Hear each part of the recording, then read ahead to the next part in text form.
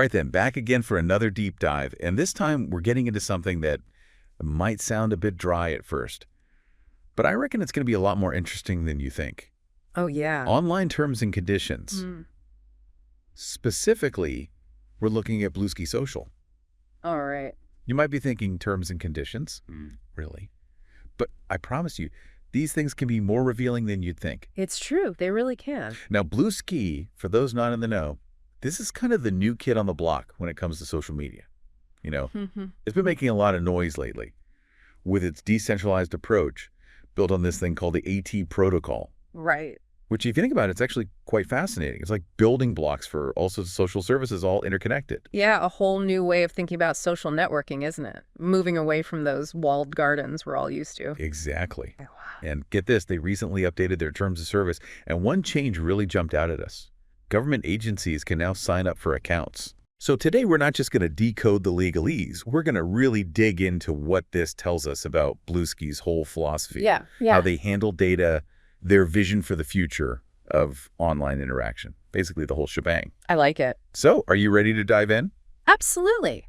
Let's do it. I mean, it's so easy just to click agree and move on, isn't it? But these terms, they form a binding agreement between you and the platform, you know? It's like the rules of the game. It really is. It's like signing a contract without reading it. Exactly. Which, let's be honest, we've all done at some point. Oh, yeah, definitely. But in the digital world, these agreements, they actually have consequences. They do. So first things first, who exactly is Bluesky? Well, it's not just the app itself. It's run by Bluesky PBC, a public benefit corporation. Public Benefit Corporation. Okay, now you've got me intrigued.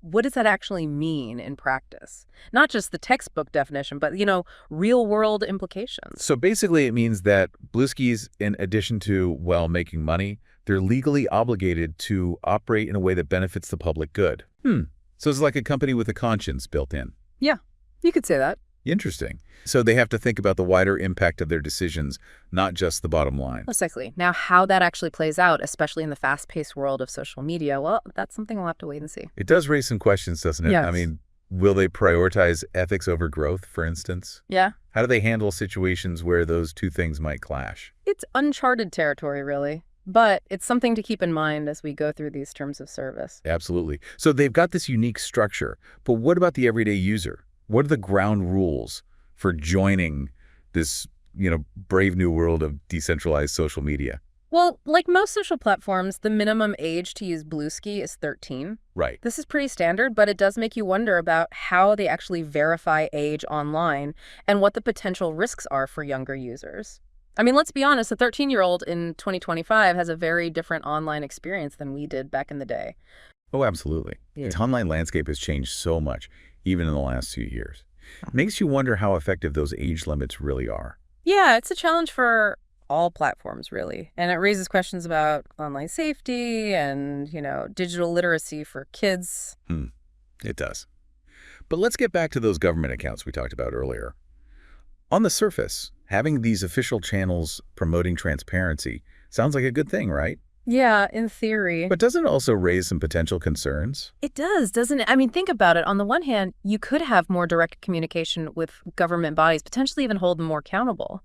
But on the other hand, it opens the door for things like surveillance propaganda even. You know, it's a bit of a double-edged sword. It really is. Yeah. It makes you think, how comfortable are you with government agencies having a presence on a platform like this?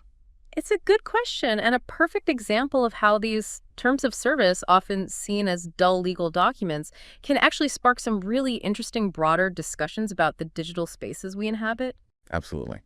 Now let's move on to a topic that always gets people talking. Content ownership. Bluesky states that while you retain ownership of your content, you grant them a rather broad license to use modify distribute it. What does that mean for the average user posting their, witty comments and holiday snaps? Well, on the surface, it seems a bit contradictory. You own your content, but they can basically do what they like with it. Right. To understand this better, let's look at a specific example from the terms of service. They can modify or otherwise utilize user content in any media. This means they can resize your photos, create derivative works from your posts, and even use your content for promotional purposes. Hold on. So while I technically own my brilliant holiday snaps, they can use them however they want. It's all starting to sound a bit Orwellian, isn't it? Well, it's certainly something to be aware of. And it highlights the importance of reading these agreements carefully. We often just click agree without really thinking about the implications. That's true. We're blindly handing over these rights. Yeah. And it makes you wonder what happens if you disagree with how Bluesky is using your content. Good question. And it brings us to another important aspect of the terms of service, the community guidelines. These guidelines, which are mentioned throughout the document, basically dictate what's considered acceptable behavior on the platform. They have a lot of power. So it's not just about owning your content. It's about how you're allowed to use it and what Bluesky deems appropriate. They're setting the boundaries of acceptable discourse. Exactly. And we'll go into those guidelines in more detail later. But it's important to note the control they give Bluesky over the platform's content and how users interact. It's a centralized power structure within a supposedly decentralized network. Fascinating paradox, isn't it? And speaking of control, there's a point in the terms of service where Bluesky acknowledges this tension between user privacy and the open network design of the AT protocol. They actually admit they can't guarantee complete privacy because of this open structure. That's right. The decentralized nature of the AT protocol, while offering potential advantages in terms of interoperability and user control, also presents challenges when it comes to data protection. Unlike traditional social networks where the platform has more centralized control over data, the AT protocol allows for more fluid data flows, making it much harder to guarantee complete privacy. So to trade-off them, more freedom, less control. It begs the question, how much are we willing to sacrifice privacy for this new decentralized world of social media? It's a question each user will have to answer for themselves. And it becomes even more important when we consider the potential for misuse. Right. What happens when someone steps out of line, violates those guidelines, or goes against the terms? Well, the terms of service clearly state that Bluesky has the right to suspend or terminate accounts in those situations. It's something we often overlook, but have you ever stopped to think about what could get you banned from a platform? It is worth considering. And it's not always about blatant violations. Sometimes a seemingly harmless joke or a heated debate can be misinterpreted, leading to unexpected consequences. It's true. The lines can be blurry and the consequences significant. Especially when you consider that Bluesky seems to be washing their hands of any responsibility when it comes to third-party apps on the AD protocol. Yeah, they specifically state that they're not liable for any issues arising from apps developed by others on the protocol. The responsibility falls on the app provider. It's all part of their decentralized approach, but it does introduce a degree of uncertainty for users. So we're putting our trust in potentially unknown developers. It feels like a bit of a leap of faith. It does, and it highlights the importance of doing your research when choosing third-party apps. But let's imagine a scenario where something does go wrong, say over the termination of an account or a breach of these terms. How does Bluesky propose to handle disagreements or disputes? Well, this is where it gets interesting. Their terms of service include a mandatory binding arbitration clause. Now that sounds a bit intimidating. What does that actually mean for the average user? Put simply, it means you waive your right to sue them in court. Wait, so if I had a serious problem with Bluesky, I can't take him to court? That seems a bit of a limitation on my rights as a user. It is a significant limitation. There are a few exceptions, but generally any dispute would be settled through private arbitration, which is often more expensive and less transparent than going through the courts. So not only are you potentially sacrificing your right to a public hearing, but you're also facing potentially higher costs. Doesn't it feel like the deck is stacked against the user? It's a valid concern, and it raises questions about the power dynamics between platforms like Bluesky and their users. These arbitration clauses are common in many online terms of service agreements, and they're often justified as a way for companies to manage risk and limit potential liabilities. However, critics argue they create an imbalance of power favoring the platform over the individual. It's like David versus Goliath, except David has to pay Goliath's legal fees if he loses the fight. That's a striking analogy, and it captures the sentiment of many who feel these clauses are unfair. And to add insult to injury, there's a 100 quid cap on damages users can recover in disputes, regardless of the severity of the issue. So even if they're in the wrong, their liability is capped at a measly 100 quid. That's right. It's a common feature in these types of agreements, but it does raise questions about whether it truly provides adequate protection for users. It feels like a classic case of heads they win, tails you lose. It really makes you think twice about what you post and how you interact on these platforms. Absolutely. Understanding these terms can help you make more informed choices about your online behavior and the potential risks involved. Okay, so we've established that Bluesky has quite a bit of control both in terms of content ownership and dispute resolution. But what about responsibility for the content that users post? Are they liable if someone posts something defamatory or offensive? The terms of service are very clear on this point. They state that they are not responsible for the content of any third-party content, including content that may be offensive, harmful, or inaccurate. Essentially, they're saying that they're just providing the platform, and what users do on that platform is their own responsibility. So they're like the landlord who doesn't interfere with what their tenants are doing, even if it's a bit rowdy. That's a good way to put it. They do, however, reserve the right to remove content that violates their terms, policies, or guidelines, but they don't have an obligation to do so. It's a subtle but crucial distinction. They have the power to police the platform, but not necessarily the responsibility. And how they choose to exercise that power is, of course, guided by those all-important community guidelines. Exactly. Those guidelines, which we'll explore later, are the bedrock of what Bluesky considers acceptable conduct on their platform. They cover everything from hate speech and harassment to spam and intellectual property infringement. So, in essence, they're creating a framework for a civil society within their digital domain. It's a fascinating concept, isn't it? It is, and it raises questions about the role of these platforms in shaping online discourse and moderating behavior. Speaking of moderation, where do disputes actually get resolved if that informal approach fails? It can't all happen through carrier pigeon, can it? Well, as we mentioned earlier, the next step is formal dispute resolution, which, according to their terms of service, will be handled through binding arbitration in Delaware. Yes, you heard that right. Sorry. Delaware in the United States. Delaware. Why Delaware? It seems a bit random and, frankly, a bit inconvenient for users outside of the U.S. It's a common choice for companies in the U.S. as it's considered business-friendly and has a well-developed body of corporate law. Yeah. Essentially, they're choosing a legal battleground that's favorable to them. So regardless of where you are in the world, if you use Bluesky, you're agreeing to have any potential legal battles fought on their terms in their chosen location. And all this without the option of a class action lawsuit, as they explicitly state that they won't participate in those. That's right. Class action lawsuits, where a group of people with similar grievances join forces, are a powerful tool for holding companies accountable.